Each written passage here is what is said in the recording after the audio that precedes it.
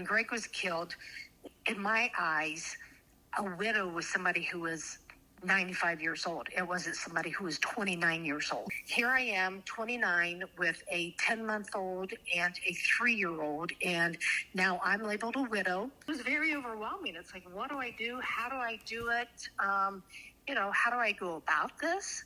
I had no idea. Friend Diana Orberg called me, and she told me, she said, next May of 1992, there's this thing called National Police Week. She said there's a candlelight vigil on the 13th, and there's a memorial service on the 15th, and Greg's name will be read, and this will be the only time you will hear it, and he'll be honored and everything. But she said there's this organization called Concerns of Police Survivors that has 2 days of grief seminars and workshops and different things that you can attend and help you, give you some ideas on, maybe how to move forward, or if you have, questions or something. It's somebody who understands. You will be in an atmosphere where everyone will be, basically just understand what you're going through. They are walking the walk that you're walking. I thought, whatever. Okay. Yeah, we'll try it. Well, anyway, I was skeptical. And the next May of 1992, when Greg was honored, my children and I went, and our families went, and some coworkers, and I went to the sessions that C.O.P.S offers. And the session that I went to, everybody was sharing their story and talking about things and stuff. And so I finally spoke up and said, I just want to ask a question here. I said, on the night of my husband's visitation, some lady came in and patted me on the shoulder and said, "Oh, honey, it's okay. You'll be all right.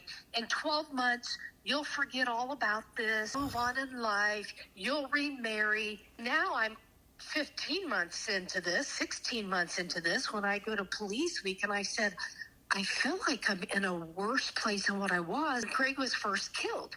And that was the first time that someone had said to me, it was one of the mental health professionals said to me, "Molly, it will take 4 to 5 years to fully process this huge traumatic event and figure out what the new normal is.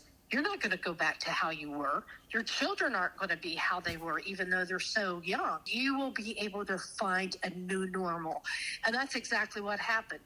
I stayed with C.O.P.S. I went back every year.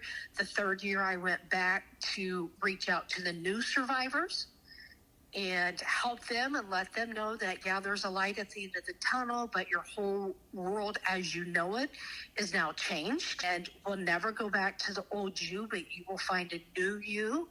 And then I wanted to do more. So I founded the Indiana chapter of C.O.P.S. and became the national trustee and oversaw 5 states around the Great Lakes area, and still wanted to do more. So I became the president May of 2000 to May of 2002, and was able to, reach out on a bigger platform and be able to reach more lives and help people walk through this journey of grief. And, it helps me as well. I'm 30-some years out from Greg's death. Most of the time I'm okay, but when I face the anniversary dates again and the date that he was shot, and remembering the 11 days praying for God to please give us this miracle, those are the people who understand and were there, have been there since then with me. So it doesn't matter if you're seasoned 30-some years out, or if you're brand new,